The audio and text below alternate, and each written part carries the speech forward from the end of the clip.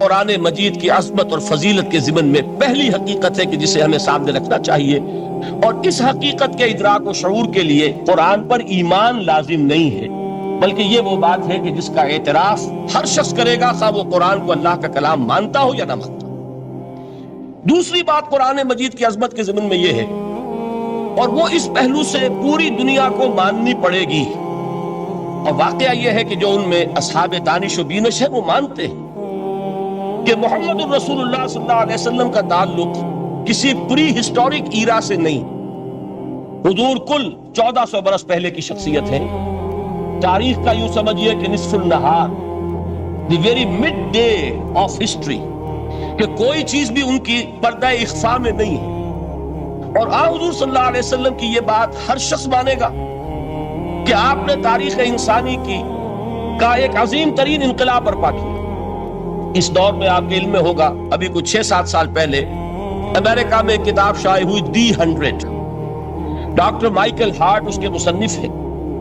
مشاہیر عالم کے موضوع پر اس سے پہلے بھی دنیا میں بہت کتابیں لکھی گئیں، بڑے انسان، بڑی شخصیتیں، ان کے چھوٹے چھوٹے لائف سکیچ، لیکن یہ کہ یہ کتاب اس اعتبار سے بڑی یونیک ہے، منفرد ہے، کہ انہوں نے 100 افراد کا انتخاب کیا، پوری انسانی تاریخ کی عظیم ترین 100 شخصیتیں، گریڈیشن کی، ان نے ایک درجہ بندی قائم کی۔ یہ 100 تو ہے عظیم ترین پوری نوع انسانی میں، ان میں عظیم ترین کون ہے، پھر نمبر 2 کون ہے، پھر نمبر 3 کون ہے۔ یہی وجہ ہے کہ انہوں نے تاریخی اعتبار سے مرتب نہیں کیا، کرونالوجیکل آرڈر میں نہیں، بلکہ اس ترتیب سے کہ جو عظیم ترین انسان ہے اس کے نزدیک نمبر 1 پر اس کو لائے، پھر نمبر 2 پر جو ان کے بعد ہے، اور آپ کے علم میں یہ بات ہوگی کہ وہ ڈاکٹر مائیکل ہارٹ دی 100 میں نمبر 1 پر لائے محمد الرسول اللہ صلی اللہ علیہ وسلم، اور انہوں نے یہ کہا کہ بہت سے لوگ میری اس تصنیف میں نمبر 1 پر محمد کا ذکر دیکھ کر صلی اللہ علیہ وسلم حیران ہوں گے، اس لیے کہ ظاہر ہے وہ مسلمان نہیں، وہ تو عیسائی ہیں، تاحال بھی عیسائی ہیں۔ انہوں نے کہا کہ اس میں مجھے لازماً I owe an explanation، مجھے اس کی وضاحت کرنی پڑے گی، اور اس کی جو دلیل اس نے دی ہے وہ اس شخص کی ذہانت کی بہت بڑی عکاسی کرنے والی شے ہے۔ کہتے ہیں this is because he is the only person، یہ the only کو انڈرلائن کر دیجئے اپنے ذہن میں، واحد شخصیت ہے پوری نسل انسانی کی، supremely successful in both the religious and the secular fields، کہ زندگی کے یہ 2 خانے جو آج کے انسان نے اپنے ذہن میں قائم کر لیے ہیں، ایک خانے کو وہ کہتے ہیں یہ مذہبی خانہ، یہ انفرادی ہے، عقائد ہیں، عبادات ہیں، کچھ سوشل کسٹمز ہیں، اگر کوئی فوت ہو جائے گا تو کیا کریں گے، اسے دفن کریں گے، جلائیں گے، کیا کریں گے، پیدائش ہے اسے سیلیبریٹ کس طرح کریں گے، یہ سوشل کسٹمز ہیں۔ تو دنیا میں یہ مانا جاتا ہے کہ یہ تو ہے ریلیجس اور پرائیویٹ افیئر ہے زندگی کا، اور ایک ہے سیاست، معیشت، تمدن، قانون، عدالت، سیاسی نظام، معاشی نظام وغیرہ، یہ سیکولر فیلڈ ہے، اس میں کسی مذہب کی بات نہیں ہونی چاہیے، بلکہ یہ کہ جو بھی کسی ملک کے رہنے والوں کی اکثریت کی رائے ہو اس کے مطابق کام چلنا چاہیے۔ یہ ان کا ذہن ہے، ہمارا نہیں، معاذ اللہ۔ اسلام کے نزدیک انسانی زندگی انڈیویزیبل ہے، ناقابل تقسیم وحدت ہے، یہ ایک آرگینک ہول ہے، حیاتیاتی اکائی ہے جس کو تقسیم نہیں کیا جا سکتا۔ لیکن جدید ذہن کا تصور یہی ہے۔ اس تصور کے پس منظر میں دیکھیے کہ جو سب سے بڑی تحسین ہو سکتی تھی اور جو سب سے زیادہ ٹریبیوٹ پیش کرنے کا انداز ہو سکتا تھا وہ شخص نے پیش کر دیا حضور کو، کہ دونوں میدانوں میں بیک وقت انتہائی کامیاب انسان پوری تاریخ میں صرف ایک ہے، اور وہ محمد ہے صلی اللہ علیہ وسلم۔ اس لیے کہ جتنی بڑی شخصیتیں اور نظر آتی ہیں وہ یکرخی ہیں، یا ادھر عظیم ہے یا ادھر عظیم ہے۔ جو ادھر عظمت کی حامل ہے دین میں، مذہب میں، اخلاق میں، روحانیت میں، جیسے حضرت مسیح خود یا گوتم بدھ، ان کا سیاست میں اس میں کوئی دخل نہیں، کوئی انقلاب برپا نہیں کیا، کوئی نئی حکومت قائم نہیں کی، تو وہاں انہیں 0 دینا پڑتا ہے۔ اور اس کے برعکس سکندر اعظم ہے، اٹیلا ہے، چنگیز ہے، ہٹلر کو بھی چاہے تو شامل کر لیں، جس کی فتوحات جو ہے وہ جنگل کی آگ کی طرح پھیلی ہیں، کوئی مشرق سے مغرب تک پہنچ گیا، کوئی مغرب سے مشرق تک چلا آیا۔ ہٹلر کہاں، آپ کو سکندر اعظم کہاں سے چلا، مقدونیہ سے اور دریائے بیاس تک پہنچا، اور ادھر سے چنگیز ادھر سے گیا وہاں تک پہنچا ہے۔ اٹیلا جو ہے سینٹرل ایشیا سے اور یورپ کے میدانوں تک پہنچا ہے۔ لیکن مذہب اور اخلاق کے میدان میں انہیں صرف زیرو دینے سے کام نہیں چلتا، کوئی مائنس ویلیو معین کرنی پڑتی ہے۔ یہ ہے دنیا کی عظیم ترین شخصیتوں کا حال۔ ایک شخصیت ایسی ہے محمد کی صلی اللہ علیہ وسلم کہ ان کے بارے میں یہ کہنا مشکل ہو جائے گا کہ ان کی زیادہ عظمت جو ہے وہ مذہبی میدان میں ہے یا زیادہ عظمت جو ہے وہ سیاسی اور ملکی میدان میں۔ ایک نئی تہذیب، ایک نیا تمدن، ایک نیا طرز حکومت، ایک نیا نظام معیشت، ایک نیا سماجی اور معاشرتی نظام، ایک نیا قانون فوجداری، ایک نیا قانون دیوانی، زندگی کے ہر اعتبار سے ایک انقلاب برپا کیا ہے۔ یہ ہے محمد الرسول اللہ کا وہ کارنامہ جس کو کہ غیر مسلم بھی تسلیم کرنے پر مجبور ہے۔ چنانچہ شاید آپ نے نام سنا ہو، ہندوستان نے جو بڑے بڑے انقلابی پیدا کیے اس صدی میں، ان میں ایک ایم این رائے جو کمیونسٹ انٹرنیشنل، جو باسکو میں یوں سمجھیے کہ پوری دنیا میں اشتراکی تحریکوں کو کنٹرول کرنے والا ادارہ، یہ شخص اس کا بہت اہم کارکن رہا ہے، ایم این رائے۔ اس نے ایک کتاب لکھی دی ہسٹوریکل رول آف اسلام، اور وہ تسلیم کرتا ہے کہ تاریخ انسانی میں عظیم ترین انقلاب وہ ہے جو محمد نے برپا کیا صلی اللہ علیہ وسلم۔ تو یہ چیز دوسری ہے کہ جس کو ماننا پڑتا ہے۔ لیکن آپ حیران ہوں گے کہ یہ سیرت کا جلسہ تو نہیں تھا، میں قرآن کی عظمت بیان کر رہا تھا۔ یہاں اصل میں جس چیز کی طرف آپ کی توجہ دلانی مقصود ہے وہ یہ ہے کہ اس عظیم ترین انقلاب کے لیے حضور کا اعلی انقلاب قرآن تھا۔ اتر کر حرا سے سوئے قوم آیا اور ایک نسخہ کیمیا ساتھ لایا۔ اس قرآن کے ذریعے ذہن بدلے، لوگوں کی سوچ بدلی، عقائد بدلے، نقطہ نظر بدلا، ان کا ویلیو سٹرکچر تبدیل ہو گیا۔ پہلے زندگی عزیز ترین متاع شمار ہوتی تھی، اب موت سب سے بڑھ کر خوش آئند ہے۔ شہادت ہے مطلوب و مقصود مومن، نہ مال غنیمت نہ کشور کشائی۔ یہ انقلاب یہ در حقیقت کس کے ذریعے سے ہوا ہے؟ سورہ فرقان میں اللہ تعالیٰ نے ارشاد فرمایا حضور سے، فَلَا تُطِعِ الْكَافِرِينَ وَجَاهِدْهُمْ بِهِ جِهَادًا كَبِيرًا۔ اے نبی، آپ ان کافروں کی باتیں نہ مانیے، ان کے کہنے کی طرف متوجہ نہ ہوئیے، اور اس قرآن کے ذریعے سے جہاد کیجئے۔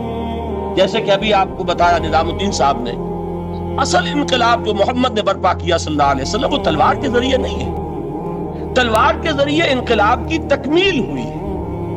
تو در حقیقت جو انقلاب آیا ہے، انقلاب پہلے آتا ہے انسان کی سوچ میں، انقلاب آتا ہے انسان کے نقطہ نظر میں، انقلاب آتا ہے انسانوں کی شخصیتوں میں، ان کے کردار میں، ان کے شب و روز کے انداز میں۔ یہ انقلاب کون سی تلوار سے آیا؟ محمد تو تنہا تھے صلی اللہ علیہ وسلم، ایک فرد واحد سے دعوت کا آغاز فرمایا۔ یہ قرآن تھا در حقیقت، یہی سب سے بڑی تلوار ہے محمد الرسول اللہ صلی اللہ علیہ وسلم کی۔ اس سے ذہنوں کو بدلا ہے، عقائد بدل دیے ہیں، نظریات بدل دیے ہیں، اسی سے لوگوں کا تزکیہ کیا ہے، اسی کو ان کے اندر اتارا ہے۔ یہ در حقیقت میں علامہ اقبال کا وہ شعر میرے سامنے آ رہا ہے، کیوں بجا در رفت جہاں دیگر شبت۔ عظمت قرآن کے ذکر میں فرماتے ہیں جب یہ قرآن کسی کے اندر اتر جاتا ہے اس کے اندر انقلاب آ جاتا ہے۔ He is a changed person۔ اس کی سوچ بدل گئی، نقطہ نظر بدل گیا۔ پہلے وہ کائنات کو سمجھتا ہوگا کہ خود بخود چل رہی ہے، اندھا بہرا مادہ اسے چلا رہا ہے، بائی این ایکسیڈنٹ یہ وجود میں آئی ہے۔ اب وہ سمجھتا نہیں، ایک اللہ ہے، علی کل شیء قدیر، بکل شیء علیم، الحی القیوم، جس نے اس کائنات کو بنایا ہے، جو اسے چلا رہی ہے، جو مدبر ہے، یدبر الامر من السماء الى الارض، تدبیر فرما رہا ہے، وہ ہے کہ جس نے اس کائنات کو پیدا فرمایا۔ پھر یہ کہ پہلے وہ سمجھتا ہو کہ میری زندگی کیا ہے، وہی جو کہ شہنشاہ ظفر نے کہا تھا کہ عمر حیات مانگ کے لائے تھے 4 دن، بہادر شاہ ظفر آخری تاجدار خاندان مغلیہ کا، کہ عمر دراز مانگ کے لائے تھے 4 دن، 2 آرزو میں کٹ گئے 2 انتظار۔ کل زندگی کیا ہے؟ یہ 30 40 50 60 70 برس۔ قرآن نے بتایا نہیں، اور جو ترجمانی کی اقبال نے، تو اسے پیمانہ امروز و فردا سے نہ ناپ، جاویداں بہم گواں ہر دم جواں ہے زندگی۔ یہ تو ایک ابدی سلسلہ ہے، اس کے لیے کوئی اختتام ہے ہی نہیں۔ یہ موت جو ہے یہ دی اینڈ نہیں ہے، موت ایک زندگی کا وقفہ ہے، یعنی آگے چلیں گے دم لے کر۔ یہ انقلاب ہے انسان کے فکر کا اور سوچ کا۔ اس انقلاب کے نتیجے میں وہ جماعت تیار ہوئی صحابہ کرام کی، ڈیڈیکیٹڈ، کمیٹڈ، جو آخرت کے طالب تھے، جو اللہ کے عاشق، محمد کے دیوانے صلی اللہ علیہ وسلم۔ तन मन धन कुर्बान करने के लिए तैयार। हुजूर के चश्म अबरू की जुम्बिश जो है वो उनके लिए गोया कि एक हुक्म के दर्जे में है, जिसकी कि लाजमन तामील होगी। और उन्होंने अपनी गर्दनें कटवा दी, अपने घर उजड़वा दिए, अपना दुनिया का जो भी कुछ असासा था वो कुर्बान कर दिया, निशावर कर दिया। तब कहीं जाकर इनकलाब आया। और ये शख्सियतें जो तैयार हुई तो उनके तैयार करने में जरिया क्या है? कुरान। यही वजह देखिए, नोट कीजिए, इसी बात को दूसरे पैराए में अर्ज कर रहा हूं कि तारीख अंबिया के ज़िमन में भी एक बड़ी अजीब हकीकत सामने आएगी। हजरत मूसा अलैहिस्सलाम के मोजज़ात दो बहुत मशहूर है, असाए मूसा और यदे बैदा। वैसे कुरान मजीद ने 7 मजीद गिनवाए हैं, 9 आयातिन बय्यिनातिन, 9 बड़े खुले खुले मोजज़े जो फिरौन और आले फिरौन को दिखाए। फिर आपको मालूम है कि उसी असा की ज़र्ब से समंदर का फट जाना, उसी असा की ज़र्ब से एक चट्टान से 12 चश्मों का फूट बहना, और फिर ये कि मन्नो सलवा का नुज़ूल है और गमाम है सहरा के अंदर, जहां कोई चीज साए के लिए नहीं है, उनके ऊपर अब्र का साया किया जा रहा है। ये सारे मोजज़े आपको नजर आ रहे हैं। इसी तरीके से हजरत मसीह अलैहिस्सलाम कैसे कैसे मोजज़े, मुर्दा को कहा कुम बेइज़्निल्लाह और खड़ा हो गया, गारे से बनाया एक परिंदे की शक्ल और उसमें फूंक मारी और उड़ता हुआ परिंदा हो गया। यानी ये कि इहयाए मौता और खल्क़े हयात ये आखिरी मोजज़े हो सकते हैं, इसलिए कि ये खालिस अल्लाह ताला के अफ़आल है। लेकिन जरा इस कॉन्टेक्स्ट में देखिए मोहम्मद का मोजज़ा क्या है सल्लल्लाहु अलैहि वसल्लम। कुरान मजीद जिन लोगों ने पढ़ा है और समझकर पढ़ा है, तर्जुमों से पढ़ा है, या वैसे वो अरबी जुबान से वाकिफ है, उनको मालूम है कि कुरान बार बार कहता है मोहम्मद का मोजज़ा। यूं तो बेशुमार वाक़यात होंगे, लेकिन असल मोजज़ा सिर्फ और सिर्फ कुरान, इसी को पेश किया गया कि यही है, आओ मुकाबला कर लो। असल में मोजज़ा कहते किसे? मोजज़ा के माने आजिज कर देने वाली शय। यूं तो औलिया अल्लाह जो है हम उनकी करामात के कायल हैं। अल्लाह ताला अपने किसी नेक बंदे के मकाम और मर्तबे के इजहार के लिए किसी वक्त कोई ऐसी चीज जाहिर कर दे जो कानून तबी के खिलाफ, तो ये करामात औलिया हक है। और इस दर्जे की जो जाहिर बात है कि जब औलिया के लिए करामात है तो अंबिया के लिए तो बहुत होंगी। असल मोजज़ा किसे कहते हैं? जिसे कोई नबी चैलेंज के साथ पेश करता है कि ये है मेरी रिसालत का सबूत, आओ मुकाबला कर लो। हजरत मूसा अलैहिस्सलाम के जो असल मोजज़े थे वो 2 थे। एक असा जिसका के मुकाबला किया, आपको मालूम है कि फिरौन ने तमाम जो जादूगर थे पूरे ममलकत के उन्हें जमा किया और मुकाबला किया। तो जिस चीज को के पेश किया जाए चैलेंज के साथ कि आओ तो मुकाबला कर लो, वो असल मोजज़ा होता है उस नबी और रसूल। तो हुजूर सल्लल्लाहु अलैहि वसल्लम का असल मोजज़ा, यानी मोजज़ात, आप ये मुगालते में मुब्तला न हो, मैं बकिया मोजज़ात की नफी नहीं कर रहा, ये वाकयात अपनी जगह हक है कि हुजूर को पत्थर सलाम करते थे।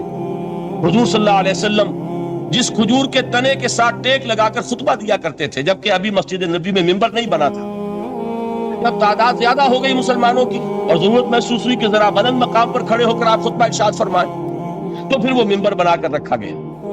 पहले मर्तबा जब आप मिंबर पर चढ़ रहे थे खुतबा देने के लिए, तो उस खजूर के सूखे तने में से ऐसी आवाज आई जैसे कोई बच्चा बिलक बिलक कर रो रहा हो कि वो सआदत जो मुझे हासिल रही थी आज तक मैं महरूम हो गया। तो ये अंबिया का मकाम है। मौलाना रूम ने इसीलिए कहा है कि फलसफी कु मुनकिरे हन्नाना अस्त अज हवा से बेगाना अस्त। फलसफी और अकलियत परस्त इंसान वो तो हन्नाना का इनकार कर देगा, कैसे मुमकिन है सूखा तना और उसके अंदर से बच्चे की तरह बिलकने की आवाज आए। लेकिन ये इसलिए है कि वो अंबिया के खुसूसी अहवाल जो है उनको जानते नहीं। इस किस्म के खर्क़े आदत वाक़यात हुजूर की जिंदगी में भी बेशुमार हुए, लेकिन हुजूर का वो मौजज़ा जिसमें तहद्दी के साथ चैलेंज के अंदाज में कहा गया कि आओ मुकाबला करो, वो सिर्फ और सिर्फ कुरान है। चुनाचे आप सूरह बनी इसराइल में देखेंगे, कुल इन इज्तमाअतिल इंसु वल जिन्नु अला अन यातू बिमिस्लि हाज़िल कुरान ला यातूना बिमिस्लिही वलौ काना बाज़ुहुम लिबाज़िन ज़हीरा। ऐ नबी चैलेंज कर दीजिए, अगर तमाम इंसान और तमाम जिन मिलकर ये चाहे कि इस कुरान जैसी कोई तस्नीफ कर दें, तो चाहे वो एक दूसरे का कितनी भी इसमें मदद करें और ताउन करें, वो हरगिज़ कुरान जैसी किताब तस्नीफ नहीं कर सकते। इससे आगे बढ़कर ये बात कही गई, अच्छा पूरा कुरान नहीं ला सकते, इस कुरान की तरह की 10 सूरतें ही तस्नीफ कर लो। जब इसका भी जवाब नहीं दिया गया, तो जिसे कहते हैं बरसबीले तनज़्ज़ुल और पंजाबी में कहता है कि बुरे को घर तक पहुंचाना, وہ برے کو گھر تک پہنچانے کے لیے فرمایا ایک سورت ہی بنا لاؤ. یہ سورہ ہود میں اور سورہ یونس میں یہ مضمون آیا، اور پھر سورہ بقرہ میں ہجرت کے بعد جو پہلی سورت نازل ہوئی اس میں پھر اس کو دہرا دیا گیا. وَإِن كُنتُمْ فِي رَيْبٍ مِّمَّا نَزَّلْنَا عَلَىٰ عَبْدِنَا فَأْتُوا بِسُورَةٍ مِّن مِّثْلِهِ وَادْعُوا شُهَدَاءَكُم مِّن دُونِ اللَّهِ إِن كُنتُمْ صَادِقِينَ. کہ اگر تمہیں کوئی شک ہے اس کتاب کے بارے میں جو ہم نے نازل فرمائی ہے، شک کیا ہوگا؟ شک اسی بات میں ہوگا کہ شاید یہ محمد کا اپنا کلام ہے صلی اللہ علیہ وسلم، یا کوئی اور انسان ہے جو انہیں سکھا پڑھا رہا ہے. اگر تمہیں اس نوعیت کا کوئی شک ہے تو اس جیسی ایک سورت بنا لاؤ. فاتو بسورۃ من مثلہ. اور نوٹ کیجئے گا سورۃ العصر بھی سورت ہے، سورۃ الکوثر بھی سورت ہے. 3 آیات بھی اگر ایسی تم تصنیف کر کے لے آؤ تب تو تمہیں کچھ شک کرنے کا حق حاصل ہوگا. اور اگر نہیں کر سکتے تو جان لو فَإِن لَمْ تَفْعَلُوا وَلَن تَفْعَلُوا. پھر اگر تم ایسا نہ کر سکو اور ہرگز نہیں کر سکو گے، ذرا چیلنج کا انداز دیکھیے کہ ہرگز نہیں کر سکو گے. فَاتَّقُوا النَّارَ الَّتِي وَقُودُهَا النَّاسُ وَالْحِجَارَةُ. ڈرو اس آگ سے جس کا ایندھن بنیں گے انسان اور پتھر. اب اس بات کو سمجھیے کہ تاریخی حقیقت ہے یہ، جس کا کوئی کافر انکار نہیں کر سکتا، کہ وہ کوئی شخص اس چیلنج کو قبول کرنے کی جرات نہیں کر سکا. اگر جھوٹ موٹ کو بھی کوئی کھڑا ہو جاتا اور کہتا کہ ٹھیک ہے میں نے یہ ایک صورت بنائی ہے اور میرا دعویٰ یہ ہے کہ یہ قرآن جیسی ہے، تو ایک کنٹروورسی تو پیدا ہو جاتی ہے. کچھ لوگ چاہے کہتے کہ نہیں یہ قرآن کے سطح کی نہیں ہے، لیکن یہ کہ اس کا دعویٰ تو ہو جاتا. لیکن تاریخ یہ بتا رہی ہے کہ سرے سے کسی شخص نے اس کی جرات نہیں کی. اس درجے وہ قرآن سے مرعوب ہوئے. تو حضور کا سب سے بڑا معجزہ جو آج تک زندہ ہے، اس کو ذہن میں رکھیے. میں نے جو حضرت موسیٰ حضرت عیسیٰ کے معجزات گنوائے ہیں وہ در حقیقت ان کی اپنی ذات کے ساتھ تھے. ید بیضا موسیٰ کے ساتھ تھا، عصا معجزہ اس وقت تھا جب موسیٰ کے ہاتھ میں تھا. اس کے بعد کئی سو برس تک وہ صندوق سکینہ جو ہے، تابوت سکینہ، اس میں وہ عصا رکھا رہا، لیکن اب وہ معجزہ نہیں تھا، وہ سوکھی لکڑی تھی، اس کے سوا کچھ نہیں. تو تمام انبیاء اور رسول کے معجزے ختم ہو گئے، وہ ان کی ذات کے ساتھ تھے. محمد رسول اللہ کی رسالت دائمی ہے تا قیام قیامت، لہذا معجزہ بھی آپ کا دائمی ہے. وہ معجزہ آج بھی موجود ہے. البتہ میں ادھر ضرور توجہ دلاؤں گا کہ قرآن مجید کے اعجاز کے 3 پہلو ہیں. پہلا پہلو اور زیادہ تر اسی کی طرف توجہ زیادہ ہوئی ہے، وہ ہے قرآن کی فصاحت، بلاغت، ادبیت، اس کی چاشنی. ظاہر بات ہے کہ اس کا شعور اور ادراک صرف عربوں کو ہو سکتا ہے، بلکہ میرے خیال میں ناراض نہ ہو اہل عرب تو آج کے عربوں کو بھی نہیں ہو سکتا. یہ اسی دور کے عرب، ان کی اپنی جو اس وقت کی زبان تھی، اس زبان میں فصحاء، بلغاء، شعراء، خطباء، ان کو اتنا ذوق تھا کہ وہ باقی پوری دنیا کو کہتے تھے یہ گونگے ہیں، بولنا ہم آتا، خطیب ہم ہیں، شاعر ہم ہیں، خطبہ ہم دے سکتے ہیں، شعر ہم کہہ سکتے ہیں، باقی سب تو عجمی ہیں، گونگے ہیں. ان کے اندر نہ فصاحت ہے، نہ بلاغت ہے، نہ ان کے کلام میں چاشنی ہے، نہ اس کے اندر کوئی شکوہ. یہ دعویٰ جنہیں تھا جب ان کے منہ بند ہو گئے قرآن کو سننے کے بعد کہ اس کلام کا کوئی مقابلہ ممکن نہیں ہے. جو ان کے سبع معلقہ کے شعراء میں سے آخری شاعر وہ ایمان لے آئے. اس کے بعد جب ان سے کہا گیا کہ اب آپ شعر نہیں کہتے، حضرت عمر نے ایک مرتبہ ان سے سوال کیا کیا بات ہے، اب آپ نے شعر کہنے چھوڑ دیے؟ تو ان کا جواب یہ تھا اب بعد القرآن، کیا اب قرآن کے بعد بھی اس کا امکان ہے کہ کوئی شخص اپنی فصاحت اور بلاغت کا کوئی اظہار کرنا چاہے؟ یہ تو فصاحت اور بلاغت کی ایک معراج ہے کہ جس تک کہ اب کسی انسان کی رسائی ممکن نہیں. تو فصاحت اور بلاغت جو ہے قرآن کی اور اس کی ادبیت، در حقیقت اس کا ادراک تو ہو سکتا ہے صرف اہل زبان کو. ہم لوگ جو ترجموں سے پڑھتے ہیں، چاہے کتنی ہی گرامر پڑھ لیں، کتنی صرف و نحو پڑھ لیں، واقعہ یہ ہے کہ وہ جو ایک ہوتا ہے نفس پر جب انگلی آتی ہے تو جو ایک آپ کو فیل ہوتی ہے، وہ فیل ہم جو عجمی لوگ ہیں جن کی مادری زبان عربی نہیں ہے، وہ قرآن مجید کی فصاحت اور بلاغت کو اس طور سے نہیں سمجھ سکتے جیسے کہ اہل زبان سمجھ سکتے ہیں، اور خاص طور پر جیسے کہ اس زمانے کے اہل زبان نے سمجھا. آج چونکہ عربی زبان ویسے تو جو اس کی فصیح لینگویج ہے وہ جو کی تو اپنی اصل پر قائم ہے، اور وہ اسی قرآن کے طفیل اور قرآن کے صدقے قائم ہے. ورنہ دنیا میں کوئی دوسری زبان نہیں ہے کہ جو 1500 برس تک اتنی پیور رہ جائے، اس میں تبدیلی آتی. خود اردو جو ہے 300 برس کی اردو، دکن کی اردو، ذرا اس کو کبھی پڑھیے تو آپ حیران ہوں گے کہ یہ اردو زبان ہے اور آج کی اردو کوئی اور ہے. یہ صرف 200-250 برس کے اندر یہ انقلاب اردو میں ہو چکا ہے. عربی زبان 1500 برس سے وہ قائم ہے اپنی اسی جگہ پر, اور وہ صرف قرآن کا اعجاز اور قرآن کا صدقہ ہے. لیکن باقی جو اصل میں بولی جانے والی زبانیں ہیں وہ بہت بدل چکی ہیں. لہذا تمام اہل عرب کے لیے بھی اب قرآن کے اس پہلو کو صحیح طور پر سمجھنا ممکن نہیں.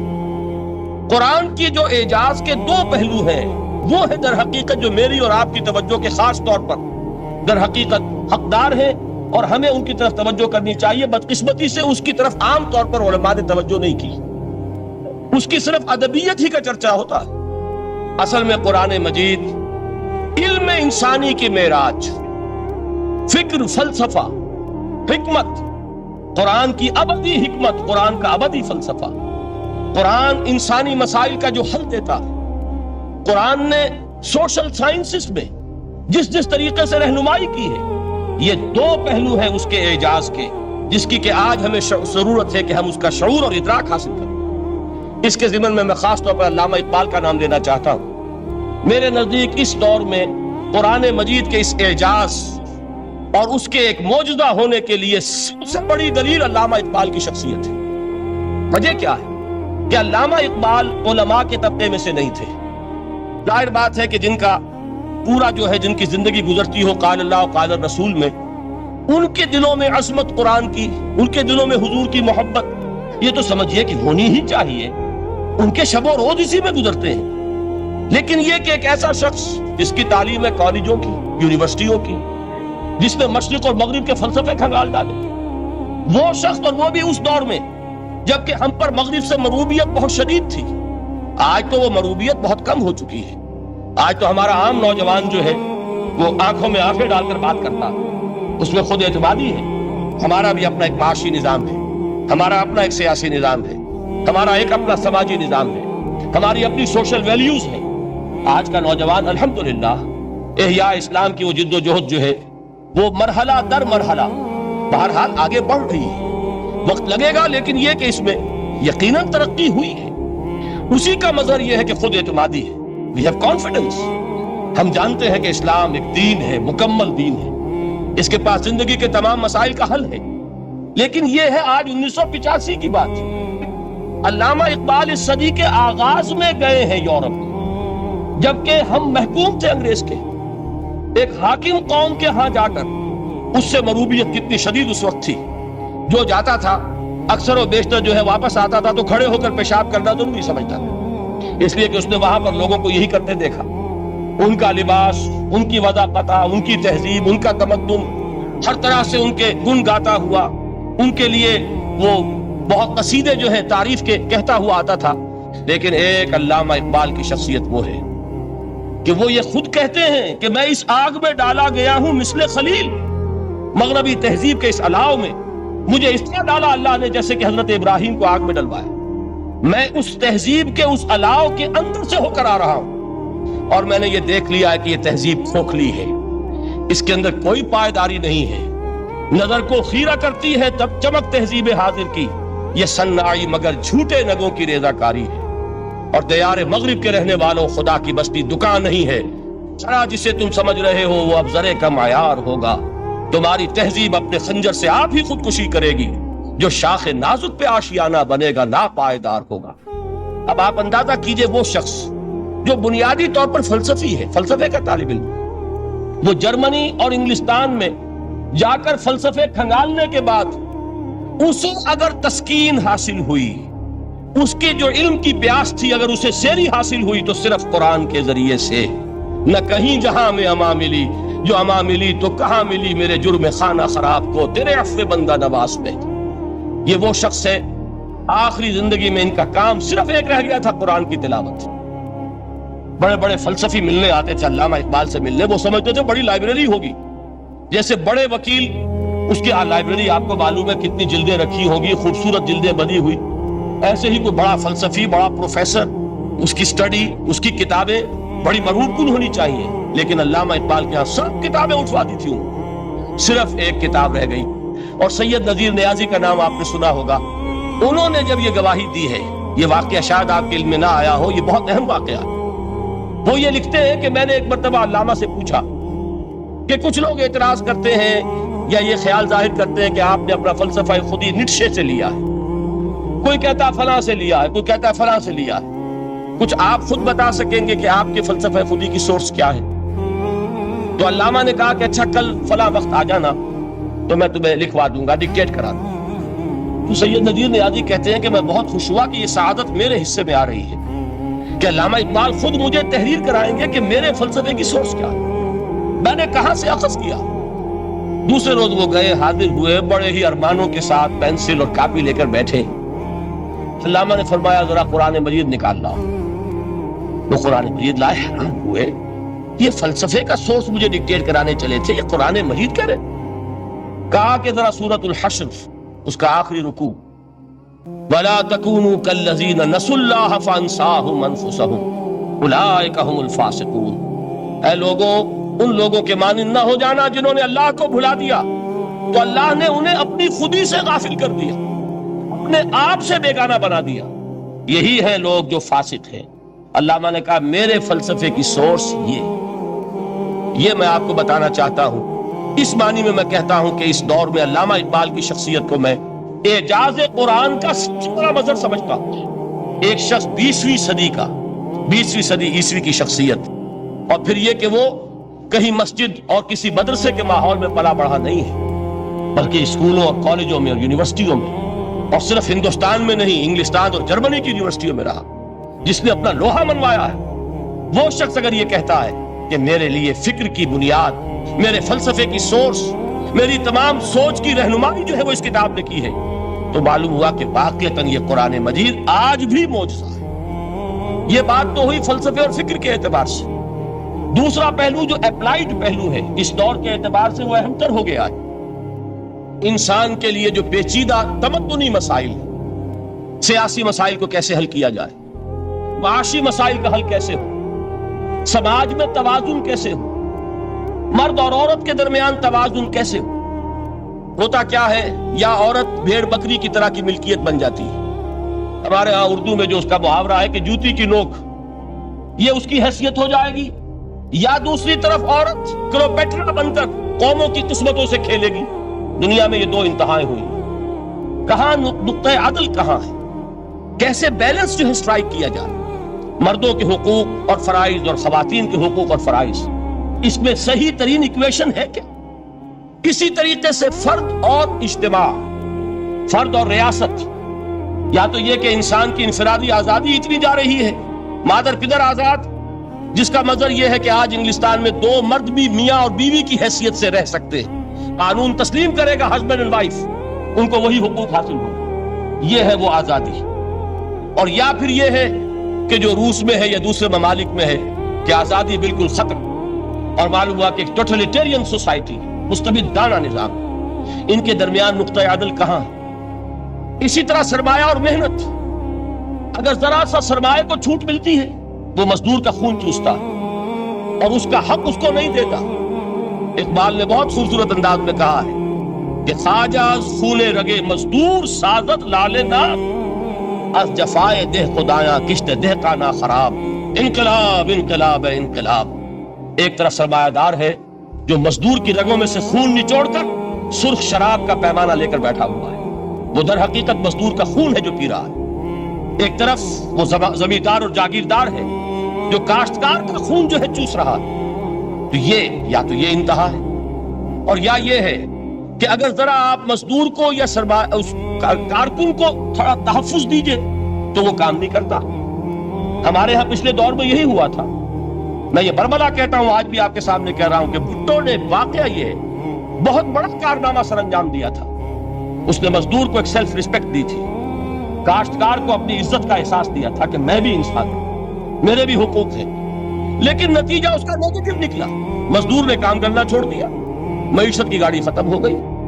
وہ چیز کہ جو متوازن ہو، جس میں مزدور کو اس کا حق مل رہا ہو اور پسینہ خشک ہونے سے پہلے اس کی جائز مزدوری اس کو مل گئی ہو، جس میں کہ انسان کسی سرمایہ دار کی رعیت بن کر نہ رہ جائے۔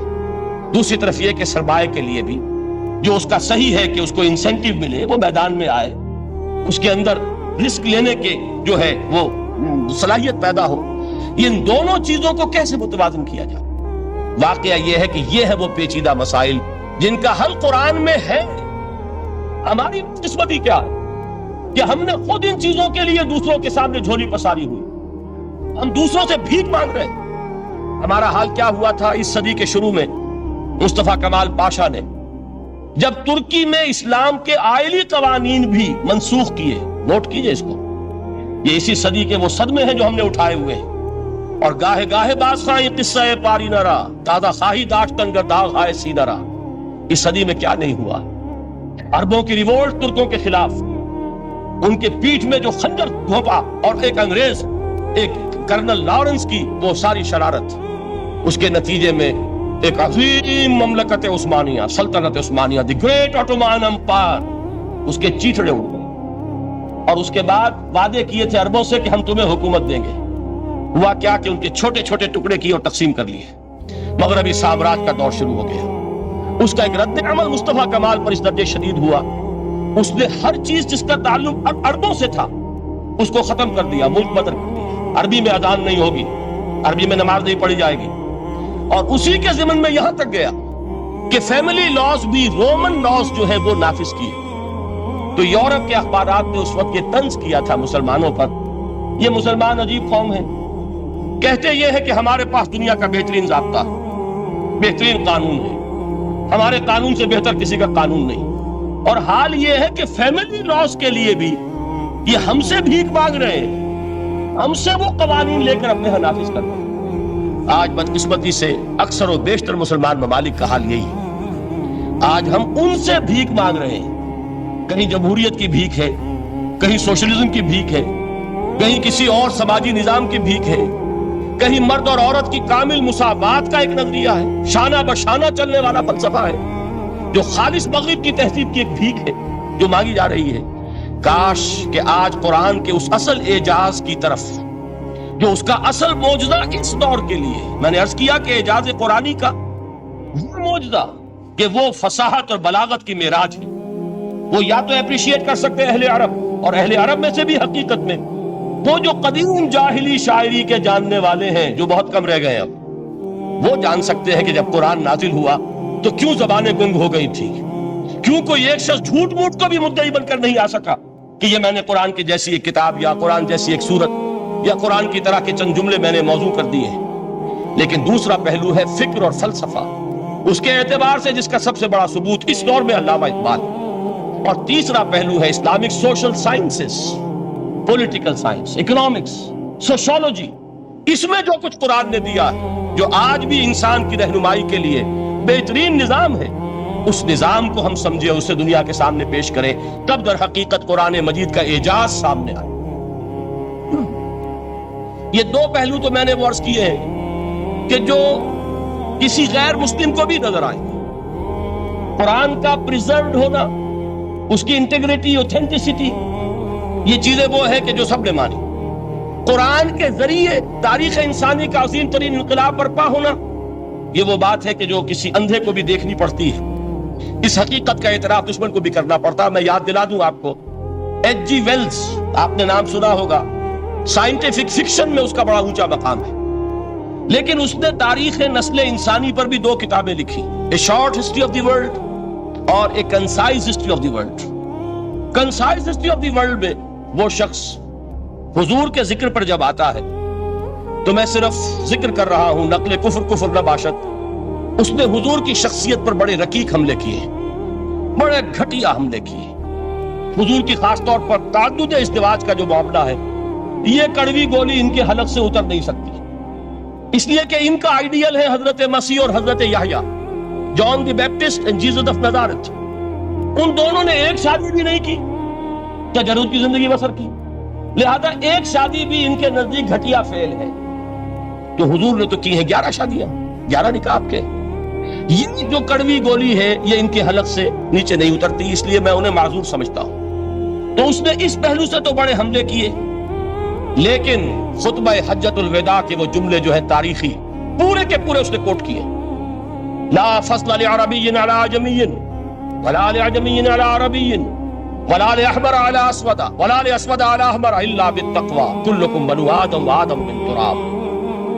کسی عرب کو کسی عجمی پر کوئی فضیلت نہیں، کسی عجمی کو کسی عرب پر کوئی فضیلت نہیں، کسی گورے کو کسی کالے پر کوئی فضیلت نہیں، کسی کالے کو کسی گورے پر کوئی فضیلت نہیں سوائے تقوی کے.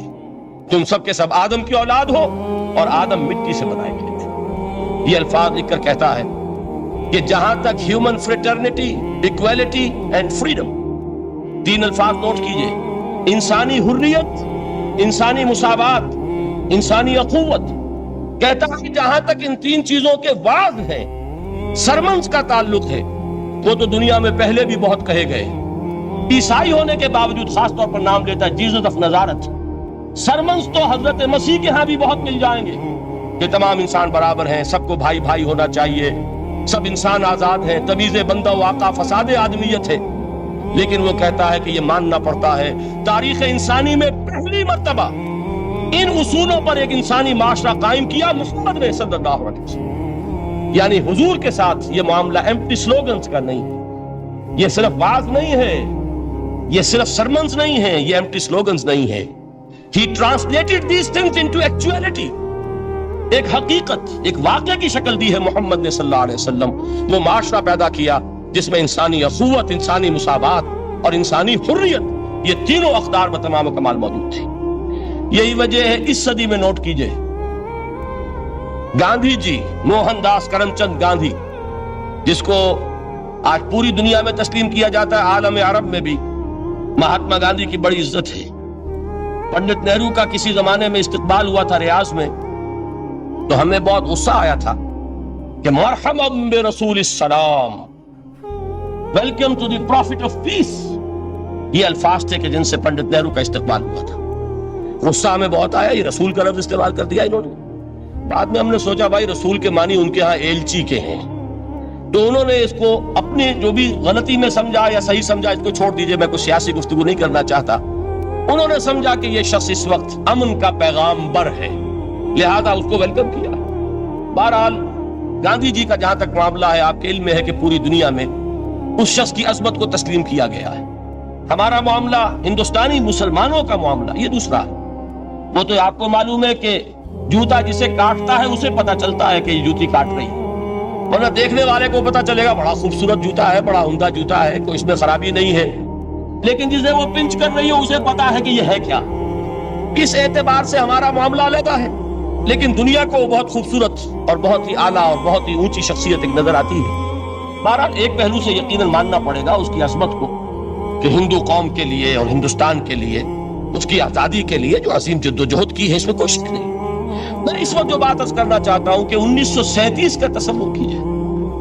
1937 میں آپ کو معلوم ہے 1935 میں قانون بنا تھا اور پہلی مرتبہ الیکشنز ہوئے تھے بر صغیر میں 1937، اور وہ ہوئے تھے صوبائی الیکشنز. ان کے نتیجے میں وزارتیں قائم ہوئی. مسلم لیگ نے بائیکاٹ کیا تھا الیکشن کو، لہذا پورے ہندوستان میں تمام صوبوں میں کانگریس کی وزراء کی وزارتیں بنی. ہریجن اخبار میں ایک مقالہ لکھا تھا گاندھی جی نے اس وقت، جس میں کہ ان کانگریسی وزراء کے سامنے نصیحت کے انداز میں یہ بات رکھی تھی کہ آج جب کہ آپ لوگوں کو اختیار مل رہا ہے اور حکومت، یہ پہلی انسٹالمنٹ تھی جو انگریزوں نے دی تھی ہمیں، سیلف رول یا ہوم رول کی پہلی انسٹالمنٹ تھی، تو جو بھی تمہیں اختیارات مل رہے ہیں اس میں میں تمہارے سامنے حضرت ابو بکر اور حضرت عمر کی مثال رکھتا ہوں. یہ ہے وہ بات کہ جادو وہ جو سر چڑھ کر بولے. عربی میں کہتے ہیں الفضل ما شہدت بہ الاعداء، اصل فضیلت وہ ہے جس کا کہ دشمن اعتراف کرے. مہاتما گاندھی اگر اعتراف کر رہا ہے کہ تاریخ انسانی کی عظیم ترین شخصیتیں حکومت کی سطح پر وہ ابو بکر اور عمر ہیں، تو ابو بکر اور عمر کس درخت کے پھل ہیں؟ وہ شجرہ طیبہ، شجرہ نبوت ہے کہ جس کے پھل ہیں ابو بکر اور عمر، جن کو تربیت دی ہے محمد نے صلی اللہ علیہ وسلم. تو معلوم ہوا کہ یہ چیزیں وہ ہیں کہ جس کا لوہا آج دنیا مان رہی ہے. لہذا ہمیں قرآن مجید کے اعجاز کے پہلو سے ان اعتبارات سے خود بھی توجہ کرنی چاہیے اور دنیا کو بھی ادھر متوجہ کرنا چاہیے. اب میں تبرکاً 3 مقامات سے میں نے آیات پڑھی ہیں قرآن مجید کی عظمت کا وہ ادراک اور شعور جو ہمیں ہو سکتا. ہم وہ کہ جو قرآن کو مانتے ہیں اللہ کا کلام، ہم اس بنیاد پر سمجھیں کہ اللہ نے اپنے کلام کی کیا مدح کی ہے۔ اور نمبر 2 یہ فارسی کا ایک مصرع ہے کہ قدر کا گوہر شاہ دانت یا بدانت گوہری، ہیرے جواہرات کی قدر و قیمت یا بادشاہوں کو معلوم ہوتی ہے جو ان میں کھیلتے ہیں، اور یا یہ کہ جوہری کو جو ان کا کاروبار کرتا ہے، جانتا ہے، پہچان ہے، پرکھتا ہے۔ عام آدمی کو کیا پتا، اس کے ہاتھ پہ اگر کوئی آپ ہیرا رکھ دیں وہ سمجھے شاید کوئی کانچ کا ٹکڑا، اسے اس کے اندر کوئی فرق محسوس نہیں ہوگا۔ قدر گوہر شاہ دانت یا بدانت گوہری، کہ ہیرے جواہرات جو ہیں ان کی قدر و قیمت کا اندازہ بادشاہوں کو ہوتا ہے یا جوہری کو ہوتا ہے۔ تو قرآن مجید کا عظمت کا صحیح ادراک یا اللہ کو ہے یا محمد الرسول اللہ کو صلی اللہ علیہ وسلم۔ باقی جو کچھ دنیا دیکھتی ہے وہ تو وہ ظاہر کا ایک پہلو ہے، وہ تاریخی حقائق ہیں جو میں نے آپ کے سامنے رکھے۔ باقی قرآن مجید کی عظمت کا کوئی صحیح ادراک ہو سکتا ہے یا وہ اللہ تعالیٰ کی زبانی اور یا ہوگا محمد الرسول اللہ صلی اللہ علیہ وسلم کے فرامین کی روح سے۔ اسی لیے میں نے 3 جگہ سے آیات پڑھی ہیں۔ ایک مقام سے سورہ رحمان کی ابتدائی 4 آیات، سورہ یونس کی 2 آیات، سورہ حشر کی 1 آیت، اور 3 احادیث نبویہ ہیں جن کا میں نے ذکر کیا ہے، اس لیے کہ تیسری جو ہے وہ بہت طویل حدیث ہے، وہ پوری میں اس وقت نہیں پڑھ سکتا تھا، اس کے صرف ابتدائی اور آخری کلمات میں نے اس وقت آپ کو سنائے۔ میں تھوڑی سی تشریح ان کی کروں گا تاکہ قرآن مجید کی عظمت کا جو نقش میرے اور آپ کے قلب پر ہونا چاہیے وہ صحیح در حقیقت ان آیات اور احادیث کی روشنی میں ہمارے دلوں پر قائم ہو۔ دیکھیے قرآن مجید کی عظمت یہ کلام ہے، اس کی کلام کی عظمت کا پہلا پہلو ہے متکلم کی عظمت کے اعتبار سے۔ عربی میں کہا جاتا ہے کہ کلام الملوک کے ملوک الکلام ہے، بادشاہوں کا کلام کلاموں کا بادشاہ ہوتا۔ بادشاہ جب گفتگو کرے گا معلوم ہوگا شاہانہ انداز ہے، ایک کوئی بھکاری گفتگو کرے گا یا کوئی کجرا گفتگو کرے گا، سبزی فروش کرے گا، کوئی مچھلی فروش کرے گا، ہر ایک چل جائے گا کہ کون بولا، وہ جس کو کہتے ہیں کہ دانت بازی راگ پایا۔ 2 جملے کوئی شخص بولے گا پتہ چل جائے گا کتنے پانی میں ہے، اس کے علم کا، فضل کا، تہذیب کا، تمدن کا کیا معیار ہے۔ اس لیے کہ کلام جو ہے در حقیقت متکلم کی پوری شخصیت کی عکاسی کرتا ہے، اس کا مقام کیا ہے، اس کا مرتبہ کیا ہے، اس کے ذہن کی بلندی کیا ہے، اس کے فکر کی گہرائی کیا ہے، اس کے افق ذہنی کی وسعت کیا ہے، اس سب کا اندازہ ہوگا کلام سے۔ تو اب یہ کلام ہے اللہ کا، معلوم ہوا کہ اللہ کی صفات کا ایک کامل عکس قرآن مجید میں موجود ہے۔ یہ بات سمجھیے، اس کو قرآن نے کس طرح بیان کیا، یہ وہ لطیف حقائق ہیں جن کے لیے قرآن مجید تمثیل کا پیرایا اختیار کرتا ہے۔ اب سورہ حشر کی تمثیل کیا ہے؟ لو انزلنا هذا القرآن على جبل، اگر ہم نے اس قرآن کو کسی پہاڑ پر اتار دیا ہوتا، لرأيته خاشعا متصدعا من خشیت اللہ، تم دیکھتے اس پہاڑ کو کہ اللہ کی خشیت سے دب جاتا۔ وَتِلْكَ الْأَمْثَالُ نَضْرِبُهَا لِلنَّاسِ لَعَلَّهُمْ يَتَفَكَّرُونَ، اور یہ مثالیں ہیں جو ہم لوگوں کے لیے بیان کرتے ہیں تاکہ وہ تفکر سے کام لیں، غور و فکر کریں۔ اگر میں اور آپ قرآن کی عظمت سے واقف نہیں ہوں گے، اس بات کو نوٹ کر لیجئے، تو میں اور آپ اپنا وقت کیسے صرف کریں گے اس کے لیے؟ انسان کا ایٹیچیوڈ بڑا یوٹیلیٹیرین ہے، آج کے انسان کا خاص طور پر۔ وہ کسی ایسے ہی کام کے لیے وقت لگائے گا جس میں اس کے لیے فائدہ ہو، اور اس فائدے کی چیز اگر نہیں ہے تو اس کی طرف متوجہ نہیں ہوگا۔ اگر قرآن مجید کی عظمت کا ہمیں ادراک ہو جائے تو ہم اپنا پورا وقت اس کے لیے وقف کر دیں گے، اس کو سمجھیں گے، اس کی گہرائیوں میں غوطہ زنی کریں گے، جیسے اقبال نے کہا کہ قرآن میں ہو غوطہ زن اے مرد مسلمان۔ لیکن اگر یہ کہ اس کی عظمت کا ادراک نہ ہوا تو بس یہ کہ کبھی اتفاق ہو گیا کہ کھول لیا اور اس کو پڑھ لیا، پڑھ بھی لیا بغیر سمجھے، اور اس کا ثواب کسی اور کو پہنچا دیا، وہ آج حصول ثواب بھی نہیں رہا، ایصال ثواب ہی رہ گیا۔ ورنہ یہ کہ بہرحال علامہ اقبال نے جو اس پر پھپتی چست کی ہے کہ بآیا تشترا کارے جزی نیست کہ از یاسین او آسا بمیری، اس قرآن کی عظیم آیات سے اے مسلمان آج تیرا سروکار صرف اتنا رہ گیا ہے کہ کوئی شخص مر رہا ہو، عالم نزا میں ہو، تو اس کو یاسین سنا کر اس کی جان جلدی سے نکال دو، آسانی سے نکل جائے، بس یہ سروکار رہ گیا۔ میں یہ نہیں کہتا کہ نہ پڑھی جائے، حضور نے فرمایا پڑھنی چاہیے، لیکن صرف یہ نہیں ہے اس کا مصرف، یہ تو انسانی زندگی کی رہنما کتاب بن کر نازل ہوئی ہے، اس کے اوپر اس اعتبار سے توجہ تم نہیں کر رہے ہو، بلکہ تمہاری اس کے ساتھ جو ہے دلچسپی صرف اتنی رہ گئی۔ پہلی بات یہ کہ یہ سمجھیے کہ قرآن نے یہ تمثیل اختیار کی اپنے عظمت کے بیان کے لیے۔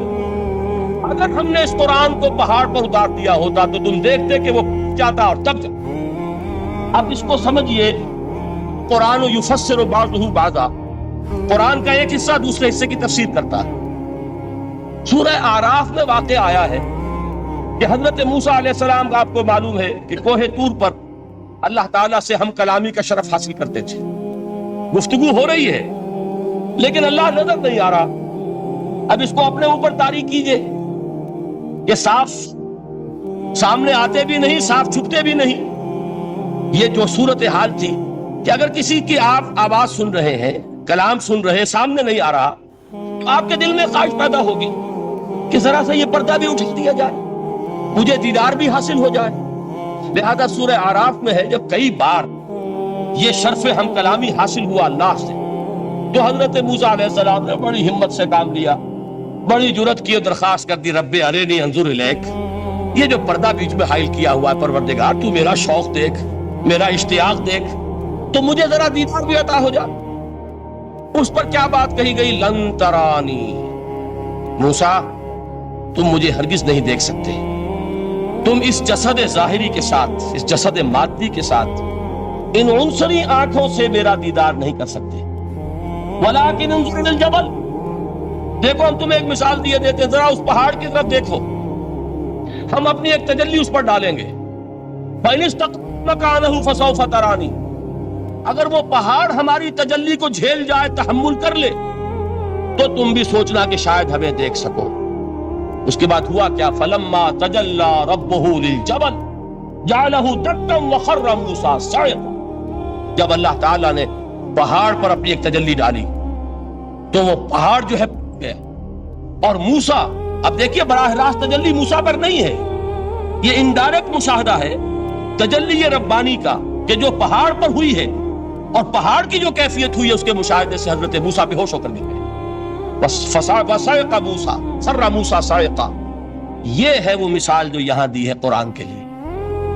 لَوْ أَنزَلْنَا هَذَا الْقُرْآنَ عَلَىٰ جَبَلٍ لَرَأَيْتَهُ خَاشِعًا مُتَصَدِّعًا مِّنْ خَشْيَةِ اللَّهِ، نتیجہ کیا نکلا؟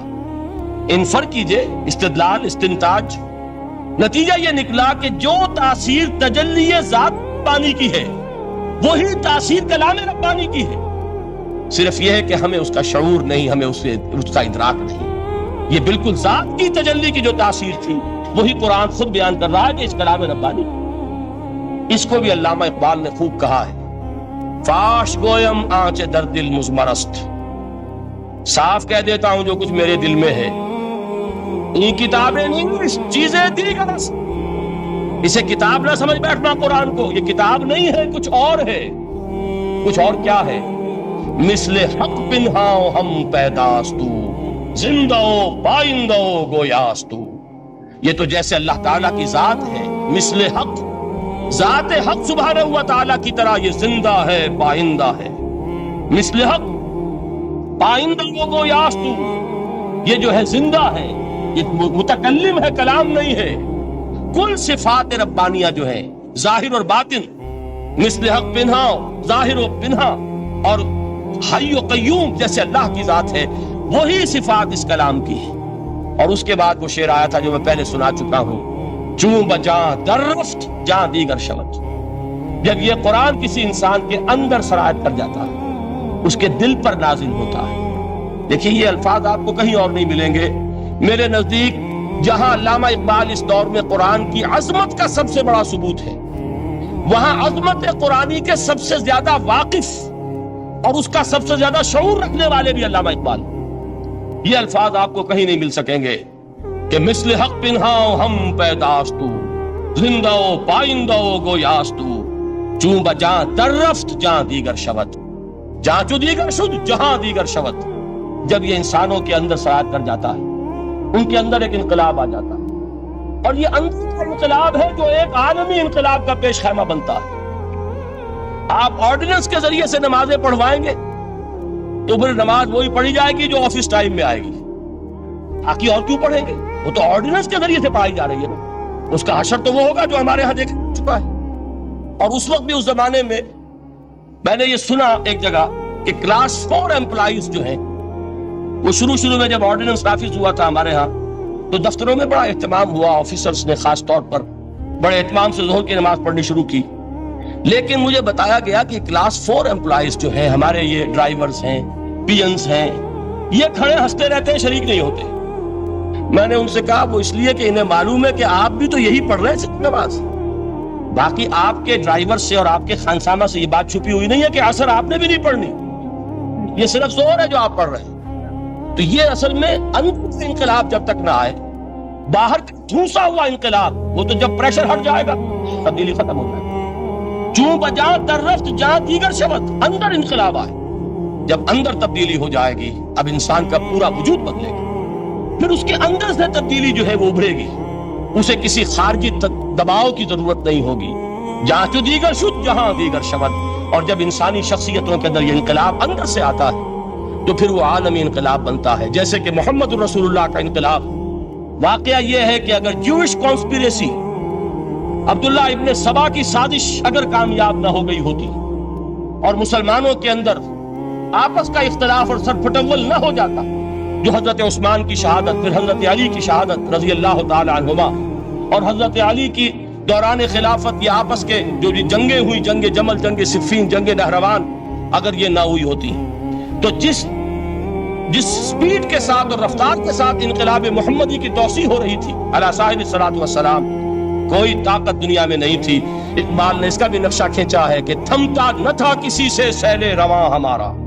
وہ سیل رواں تھا، کوئی روکنے والا نہیں تھا. انٹرنل سیبوٹاج وہ ہے کہ جس نے اس انقلاب کا راستہ روکا. تو واقعہ یہ ہے کہ وہ اندرونی انقلاب حضور نے برپا کیا قرآن کے ذریعے صحابہ میں. اندر سے جو انقلاب تھا اس نے عرب میں ایک انقلاب کی شکل اختیار کی، اور یہ انقلاب جو ہے اتنی اپنے اندر قوت رکھتا تھا، اتنی پوٹینشیلٹی تھی اس کی کہ وہ 20 برس کے اندر کہاں آکسس دریائے جیہوں، کہاں اٹلانٹک. تصور تو کیجیے، تاریخ میں اس سے پہلے اتنی بڑی کوئی مملکت قائم ہوئی نہیں. کہاں یمن اور کہاں ایشیا کوچک، ایشیا مائنر، ٹرکی، یہاں سے وہاں اور وہاں سے یہاں. اتنی عظیم مملکت حضرت عثمان رضی اللہ تعالیٰ عنہ کے خلافت میں ہو چکی تھی. یہ بات اگر یہ چلتا معاملہ آگے تو کوئی قوت اب نہیں رہی تھی. سلطنت روما ختم ہو چکی تھی، سلطنت کسرا ختم ہو چکی تھی، پرختے اڑ گئے تھے. کون سی طاقت رہ گئی تھی جو سیلاب کا راستہ روکتی؟ یہ وہ یہودی سازش ہے جس نے اندر سے سیبوٹاج کیا. بہرحال یہ ہے انقلاب محمدی کا طریقہ، اندر سے تبدیلی. اسی کو علامہ اقبال نے کہا ہے، تیرے ضمیر پہ جب تک نہ ہو نزول کتاب، گرہ کشا ہے نہ راضی نہ صاحب کشاف. یہ قرآن اب بھی تم ایسے محسوس کرو کہ جیسے تمہارے دل پر نازل ہو رہا ہے. اور مجھے یاد آیا امام ابن قیم رحمت اللہ علیہ، ان کا ایک بڑا پیارا جملہ ہے. وہ کہتے ہیں قرآن کے بعض پڑھنے والے ایسے ہیں کہ جب وہ قرآن کو پڑھتے ہیں تو یوں محسوس کرتے ہیں کہ قرآن مصحف میں لکھا ہوا نہیں ہے، ان کے اپنے دل کے اوپر کندہ ہے، دل کے اوپر سے پڑھ رہے ہیں. یعنی اتنی کامل مطابقت وہ محسوس کرتے ہیں، اپنی فطرت، ہیومن نیچر اور قرآن کے اندر اتنی مطابقت ہے. اس طرح وہ ٹیلی کرتے ہیں ایک دوسرے کے ساتھ کہ محسوس ہوتا ہے کہ وہ کتاب ان صفحات میں لکھی ہوئی نہیں ہے بلکہ لوح قلب پر لکھی ہوئی ہے کہ جہاں سے وہ انسان اسے پڑھ رہا ہے. تو پہلی بات تو قرآن مجید کی اس آیت کے حوالے سے اس پہلو سے ہمارے سامنے آئی کہ جو تاثیر ہے ذات ربانی کی تجلی کی، وہی تاثیر ہے اس قرآن مجید کی، بشرطے کہ ہمارے دل جو ہے وہ کچھ اپنے اندر اس استعداد اور صلاحیت کو پیدا کرے. دوسرا مقام ہے سورہ یونس کا. کسی کلام کی عظمت کا دوسرا پہلو ہو سکتا ہے اس کی افادیت کے اعتبار سے. اس سے فائدہ کیا ہوگا نوع انسانی کے لیے؟ دیکھیے 2 آیات، یہ عظیم خزانے ہیں عظمت قرآن کے. سورہ یونس میں یا ایھا الناس، اے لوگو، قد جاءتکم موعظۃ من ربکم وشفاء لما فی الصدور وہدی ورحمۃ للمؤمنین. 4 الفاظ نوٹ کر لیجیے. اے لوگو، آ گئی ہے تمہارے پاس وہ چیز تمہارے رب کی طرف سے جو موعظہ ہے. موعظہ کسے کہتے ہیں؟ نصیحت. اس بات کو ذرا سمجھ لیجیے ترتیب کیا ہے. نصیحت اسے کہتے ہیں، جی رہا نہیں جا رہا، میں نے اس کی ترتیب بدلی ہوئی ہے. مجھے یاد دلایا ایک صاحب نے کہ سورہ رحمان کی ابتدائی آیات کا بیان تو رہ گیا، وہ رہا نہیں، میں نے پڑھا کسی اور ترتیب سے تھا، بیان کسی اور ترتیب سے کر رہا ہوں. پڑھنے میں 4، 2 اور 1 اور اب جو میں بیان کر رہا ہوں، پہلے ایک آیت سورہ حشر کی جو بیان کی، اب 2 آیات ہیں سورہ یونس کی۔ لوگوں تمہارے پاس آ گئی ہے تمہارے رب کی طرف سے موعظت، اور تمہارے سینوں کے اندر جو روگ ہیں ان کے لیے علاج۔ توجہ کیجئے گا، ہم نے قرآن کو کیا سمجھا ہے؟ صرف ایک مقدس کتاب، ایک حصول ثواب یا ایصال ثواب کا آلہ۔ قرآن ہے کیا؟ نمبر 1 موعظہ۔ موعظہ کسے کہتے ہیں؟ وعظ اسے کہتے ہیں وہ بات جس سے دل نرم ہو جائے، دل کے اندر گداز پیدا کرنے والی شے۔ وجہ کیا ہے؟ اعلیٰ سے اعلیٰ حکیمانہ بات کسی سے کہی جائے، دل سخت ہے، اثر نہیں ہوگا، ایک ٹرسٹ آ جاتا ہے انسان کے دل کے اوپر۔ جیسے کہ یہود کے علماء کے بارے میں فرمایا گیا، ثم قست قلوبکم فہی کالحجارۃ او اشد قسوہ وان من الحجارۃ لما يتفجر منه الانہار وان منها لما يهبط من خشیۃ اللہ وان منها لما يشقق فيخرج منه الماء۔ اے لوگوں، پھر تمہارے دل سخت ہوتے چلے گئے، پھر وہ پتھروں کے مانند سخت ہو گئے، بلکہ ان سے بھی زیادہ سخت، اس لیے کہ پتھروں میں تو وہ بھی ہوتے ہیں کہ جو اللہ کے خوف سے گر جاتے ہیں، پتھروں میں وہ بھی ہوتے ہیں کہ جو اللہ کی خشیت سے پھٹ جاتے ہیں، ان میں سے پانی بہ نکلتا ہے۔ پتھر تو اس طرح کے ہیں، لیکن انسان کا دل جب سخت ہو جائے، جب پتھر بن جائے، تو کوئی شے دنیا کی اس کی سختی کا مقابلہ نہیں کر سکتی۔ پہلے اس سختی کو نرم کریں گے، جیسے زمین ہے چٹیل زمین، اس زمین کے اندر ہل چلے گا تو بارش جو ہے فائدہ دے گی، اس کو آپ زمین کو نرم کرتے ہیں تاکہ وہ بارش کو جذب کرے، ورنہ چٹیل زمین ہے سخت، وہ پانی بہ جائے گا اور وہ زمین کے اندر جذب نہیں ہوگا۔ تو پہلا لفظ استعمال کیا موعظہ۔ یہ قرآن واعظ ہے، نصیحت ہے، دلوں کو نرم کرتا ہے، دلوں پر جو کرسٹ آ گیا ہے سخت اسے توڑتا ہے، اس میں ہل چلاتا ہے۔ پھر کیا کرتا ہے؟ پھر جب یہ جذب ہوتا ہے، شفاء لما فی الصدور، جو سینے کے روگ ہیں ان کے لیے شفا ہے۔ اب آپ غور کیجئے گا، علامہ اقبال نے انہی 2 اعتبارات سے مسلمانوں کا مرثیہ کہا ہے کہ مسلمانوں نے اس قرآن کو نہ موعظہ کے لیے استعمال کیا اور نہ تزکیہ نفس کے لیے استعمال کیا، بلکہ اس کو تو صرف بنا لیا ہے وہ جان آسانی سے نکالنے کا نسخہ یا ایصال ثواب کا آلہ۔ چنانچہ کہتے ہیں واعظ کے لیے واعظ دستاں زنو افسانہ بند۔ واعظ جو ہے ہمارے داستانے کہتے ہیں، افسانے کہتے ہیں، قصے کہتے ہیں، لطیفے کہتے ہیں، معنی او پست تو حرف او بلند، اس کے بیان میں معنی تو ہوتے ہیں بہت ہی گھٹیا، نیچے کے پست، الفاظ کا شکو ہوتا ہے، الفاظ بہت اونچے ہوتے ہیں۔ از خطیب و دیلمی گفتار او با ضعیف و شاذ و مرسل کار او، سارا باز و نصیحت جو ہو رہا ہے وہ ضعیف حدیثوں کے ذریعے سے، ضعیف روایات بخاری کی ہو، مسلم کی ہو، ترمذی کی ہو، ابن ماجہ کی ہو۔ کہاں خطیب بغدادی اور دیلمی، وہ کتابیں کہ جن کی کوئی سند نہیں ہے، وہاں کی روایات کے ذریعے سے لوگوں کو تذکیر کرنے کی کوشش کر رہے ہیں۔ با ضعیف و شاذ و مرسل کار ہو، ضعیف روایات، شاذ روایات، مرسل روایات جن کا سلسلہ روایت محمد الرسول اللہ تک متصل نہیں ہے، اس کے ذریعے سے کر رہے ہیں۔ حالانکہ موعظہ، سب سے بڑا موعظہ یہ قرآن تھا۔ قرآن کہتے خود فذکر بالقرآن من یخاف وعید، اے محمد صلی اللہ علیہ وسلم آپ اس قرآن کے ذریعے نصیحت کیجئے۔ یہ قرآن ہے جو دلوں کی سختی کو ختم کرے گا، گداز پیدا کرے گا۔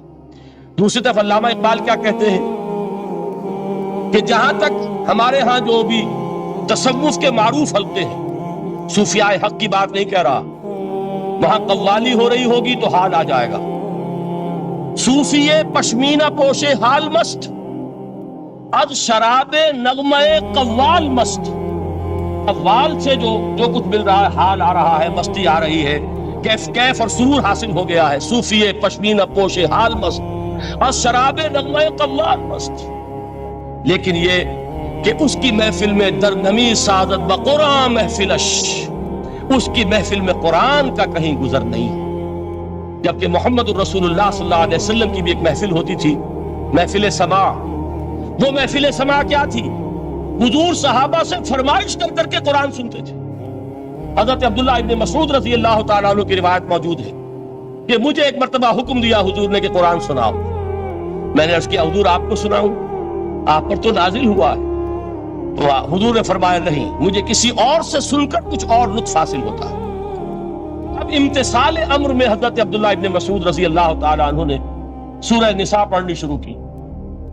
41ویں آیت پر پہنچے. چشم تصور سے دیکھیے کہ حضور بھی تشریف فرما ہے, صحابہ کرام کی محفل ہے, اور صحابہ کیسے بیٹھا کرتے تھے ادب کے ساتھ. ایک روایت میں الفاظ آئے ایسے بیٹھتے تھے ساکت و صامت ہو کر, بالکل خاموش, سکون, ساکن اور ساکت اور صامت, کہ جیسے ان کے سروں پر پرندے بیٹھے ہیں کہ ذرا جنبش کریں گے تو پرندہ اڑ جائے گا, اس ادب کے ساتھ. تو وہ محفل جو ہے حضور صلی اللہ علیہ وسلم کی, اور ایک صحابی حضرت عبداللہ ابن مسعود گردن نیچی کیے ہوئے ہیں اور قرآن پڑھتے چلے جائیں. جب اس آیت پر پہنچے فَكَيْفَ إِذَا جِئْنَا مِن كُلِّ أُمَّةٍ بِشَهِيدٍ وَجِئْنَا بِكَ عَلَى هَؤُلَاءِ شَهِيدًا, کیا ہوگا اس دن جس دن کہ ہم ہر امت پر ایک گواہ کھڑا کریں گے, اور اے نبی آپ کو گواہ بنا کر لائیں گے ان کے خلاف. آپ کو یہ ٹیسٹیفائی کرنا ہوگا کہ اللہ تیرا جو کلام میرے پاس آیا تھا میں نے پہنچا دیا تھا, اب ان کی ذمہ داری ہے. They are accountable, they are responsible. اس پر حضور نے فوراً فرمایا حسبک حسبک, بس کرو بس کرو. اور حضرت عبداللہ ابن مسعود فرماتے ہیں کہ میں نے جب نگاہ اٹھا کر دیکھا حضور کے آنکھوں سے آنسو روا تھے. یہ ہے سماع, یہ محفل سماع ہے. کاش کہ اللہ تعالی ہمیں اس کی توفیق عطا فرمائے. یہ ہے مسنون محفل سماع. اس قرآن کے اندر وہ گداز ہے. آیا کہ نہیں ساتویں پارے کی بالکل آغاز میں وَإِذَا سَمِعُوا مَا أُنزِلَ إِلَى الرَّسُولِ تَرَىٰ أَعْيُنَهُمْ تَفِيضُ مِنَ الدَّمْعِ مِمَّا عَرَفُوا مِنَ الْحَقِّ يَقُولُونَ رَبَّنَا آمَنَّا فَاكْتُبْنَا مَعَ الشَّاهِدِينَ. تو یہ ہے دوسری چیز کہ در حقیقت تزکیہ نفس کا ذریعہ یہ قرآن ہے.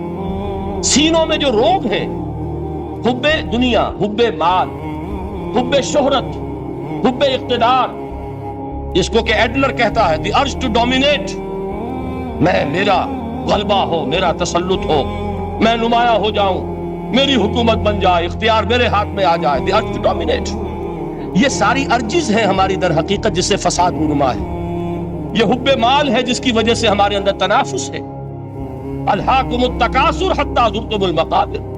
یہ کثرت اور بہتات کی طلب تمہیں غافل کیے رکھتی ہے یہاں تک کہ قبروں تک جا پہنچتے. آنکھ انسان کی کھل نہیں پاتی.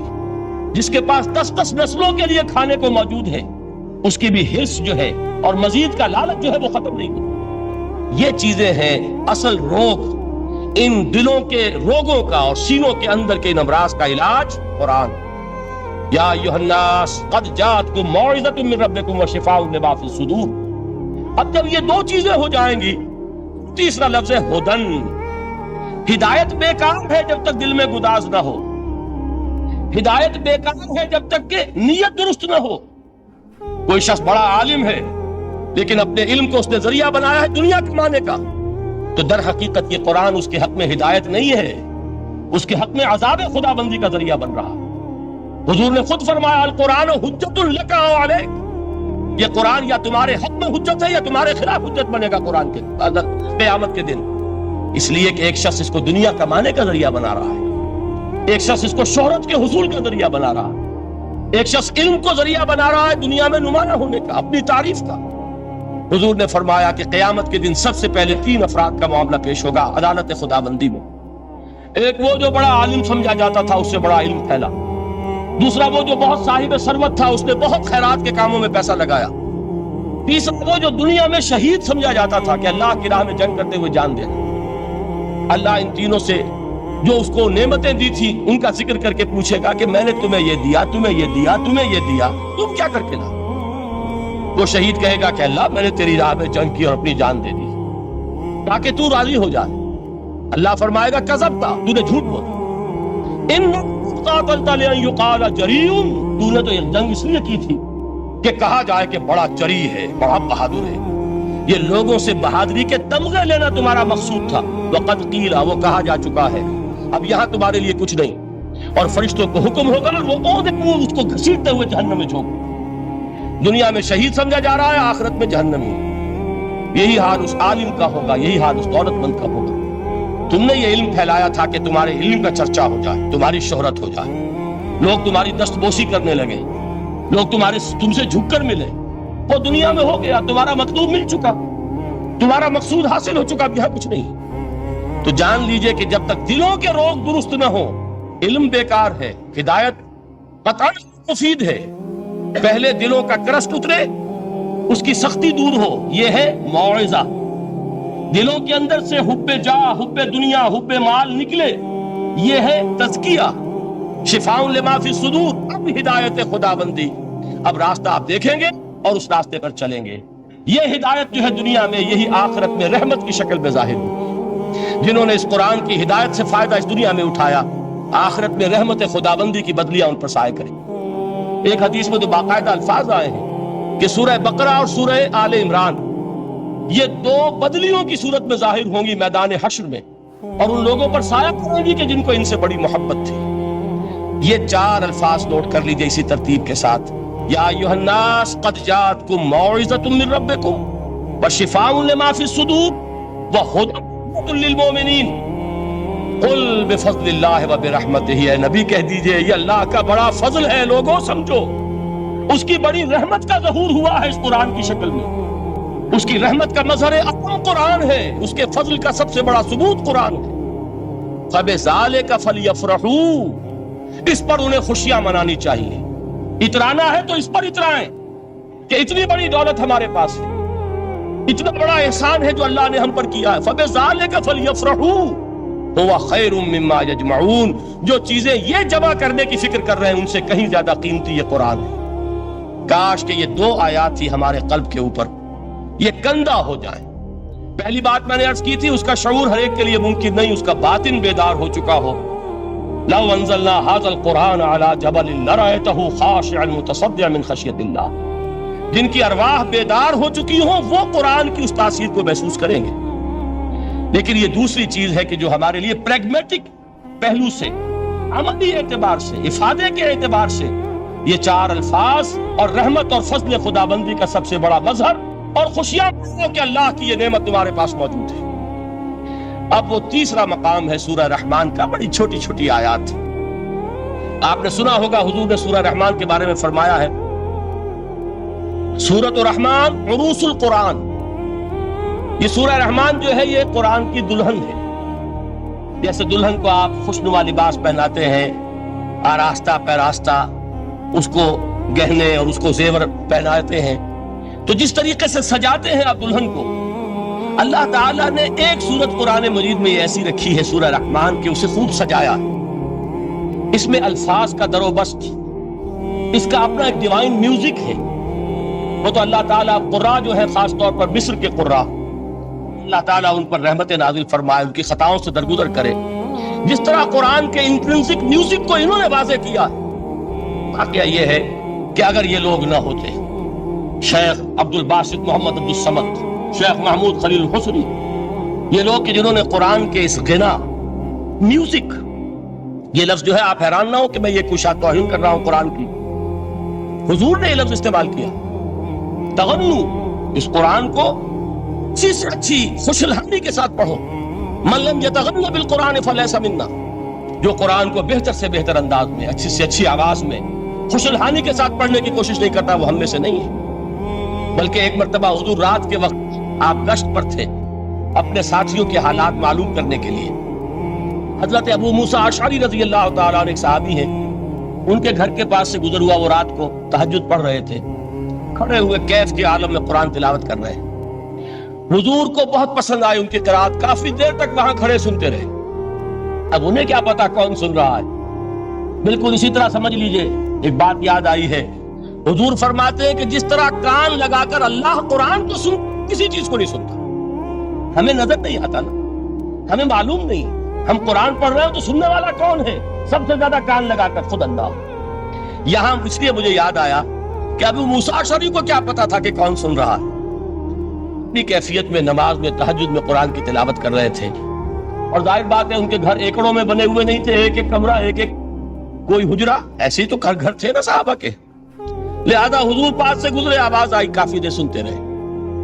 اس کے بعد آپ تشریف لے گئے، صبح فجر میں ملاقات ہوئی تو حضور نے تحسین کے انداز میں فرمایا، یا ابا موسیٰ انک قد اوتیت مزمارا من مزامیر آل داؤد، ابو موسیٰ تمہیں تو آل داؤد کے سازوں میں سے ایک ساز اللہ نے عطا فرما دیا ہے۔ جس طرح حضرت داؤد، لہن داؤدی مشہور ہے کہ جب وہ پچھلے پہر رات کو حمد کے ترانے الاپتے تھے قرآن میں ہے کہ پرندے شامل ہو جاتے تھے ساتھ، اور پہاڑ وجد میں آتے تھے، پہاڑ بھی ان کے ساتھ شریک ہوتے تھے۔ تو جس طرح کا اللہ نے ان کو لہن عطا فرمایا تھا، حضور نے تحسین کے انداز میں فرمایا ہے ابو موسیٰ اشعری، اللہ نے تمہیں بھی آل داؤد کے سازوں میں سے ایک ساز عطا فرمایا۔ بہرحال قرآن مجید کا جو یہ میوزک ہے، قرآن کے الفاظ کا جو حسن ہے، جہاں تک حسن معنوی ہے وہ تو ہر لفظ میں ہے، لیکن یہ حسن ظاہری، حسن صوتی، حسن لفظی، یہ اپنے کلائمیکس میں آپ کو نظر آئے گا سورہ رحمان میں۔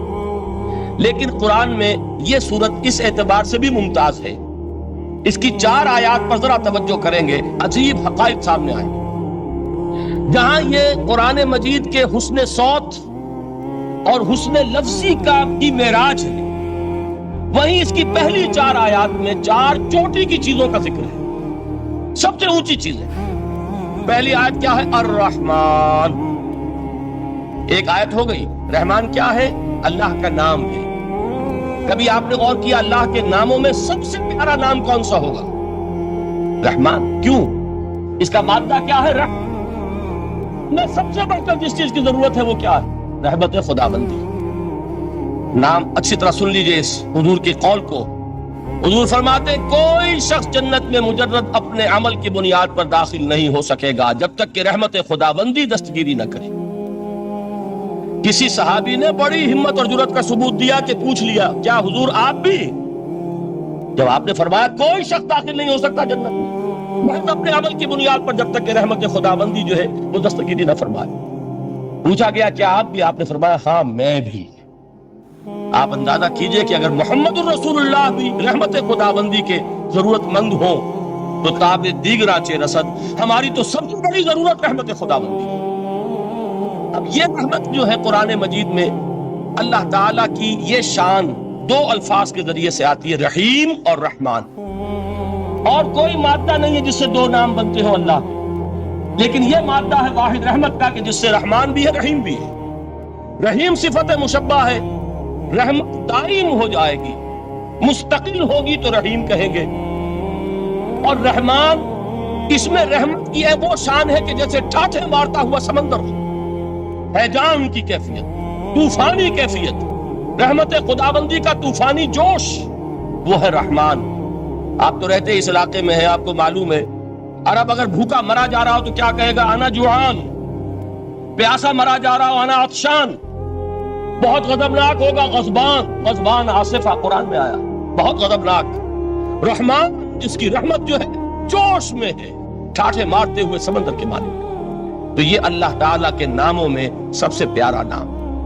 اب آگے چلیے، الرحمن علم القرآن، رحمان نے قرآن سکھایا۔ رحمت خداوندی کا سب سے بڑا مظہر، رحمان کی رحمانیت کا سب سے بڑا مظہر قرآن ہے۔ ان میں جو منطقی ربط ہے اس کو سمجھتے جائیے۔ اچھا آپ یہ سوچئے جو علم بھی انسان کو حاصل ہوا وہ کس نے دیا؟ اللہ نے۔ سائنس کا علم کس نے دیا؟ اللہ نے۔ علم آدم الاسماء کلھا، وہ علم الاسماء جو حضرت آدم کو دے دیا گیا تھا ازل میں، یہ اسی کا ظہور ہے، یہ اسی کی ایکسفولیشن ہے جو ہو رہی ہے اور ہوتی رہے گی ابھی۔ اور دوسرے علم ہے وہ کس نے دی؟ اللہ نے دی۔ لا یحیطون بشیء من علمہ الا بما شاء، مخلوق میں سے کوئی اللہ کے علم میں سے کسی شے کا احاطہ نہیں کر سکتا مگر وہ جتنا اللہ دینا چاہے۔ لیکن یہ کہ تمام علوم میں چوٹی کا علم قرآن، نوٹ کرتے جائیے، اب چوٹی کی چیزیں جمع کیجیے۔ اللہ کے ناموں میں چوٹی کا نام رحمان، اللہ نے جو کچھ انسان کو سکھایا اس میں چوٹی کا علم قرآن۔ خلق الانسان، انسان کو پیدا فرمایا۔ سوال یہ کہ حیوانات کو کس نے پیدا فرمایا؟ آسمان کس نے پیدا کیے؟ زمین کس نے پیدا کی؟ فرشتے کس نے پیدا کیے؟ کیا مطلب خلق الانسان؟ اس کی تمام مخلوقات میں اس کا کلائمیکس، اس کی تخلیق کی معراج، اس کے تخلیق کا نقطہ عروج انسان ہے۔ یہ ہے کہ جو مسجود ملائک بنا ہے۔ وَلَقَدْ كَرَّمْنَا بَنِي آدَمَ وَحَمَلْنَاهُمْ فِي الْبَرِّ وَالْبَحْرِ وَرَزَقْنَاهُمْ مِنَ الطَّيِّبَاتِ وَفَضَّلْنَاهُمْ عَلَى كَثِيرٍ مِّمَّنْ خَلَقْنَا تَفْضِيلًا۔ تو تخلیق میں سب سے اونچی تخلیق انسان کی، علموں میں سب سے اونچا علم قرآن کا۔ اللہ کے ناموں میں سب سے اونچا نام رحمان۔ اب آئیے چوتھی چیز، علمہ البیان، انسان کو بیان کی صلاحیت عطا فرمائی۔ کیا اور کوئی صلاحیت عطا نہیں کی؟ بینائی کس نے دی؟ اللہ نے۔ اسی طریقے سے سماعت کس نے عطا فرمائی؟ اللہ نے۔ کتنی فیکلٹیز ہیں، کتنے ایکسٹرنل آرگنز ہیں سینس کے، کتنے انٹرنل سینسز ہیں جو اللہ نے دیے ہیں۔ لیکن یہاں بھی سمجھ لیجئے جتنی فیکلٹیز ہیں ہیومن فیکلٹیز، ان میں ٹاپ کی فیکلٹی جو ہے وہ اسپیچ ہے، کلام ہے، بیان ہے۔ جن لوگوں نے میڈیکل سائنس کا مطالعہ کیا ہے وہ جانتے ہیں کہ یہ برین ہے، ہیومن برین، اس برین میں جو وہ اوپر ایک زرد سا مادہ ہوتا ہے، گرے میٹر، اس کی ایک کوٹنگ ہوتی ہے، یہ ہائیسٹ ایوالوڈ فارم ہے، اور اس میں سب سے بڑا رقبہ جو ہے وہ اسپیچ سینٹر کہلاتا ہے۔ اسی لیے انسان کو حیوان ناطق کہتے ہیں۔ حیوان کے اور انسان کے مابین امتیاز قائم کیا گیا، نطق، گویائی، بولنا۔ اب یہ کیا چیز ہوئی؟ انسان کی صلاحیتوں میں سے سب سے اونچی صلاحیت۔ 4 آیتیں ہو گئی نا۔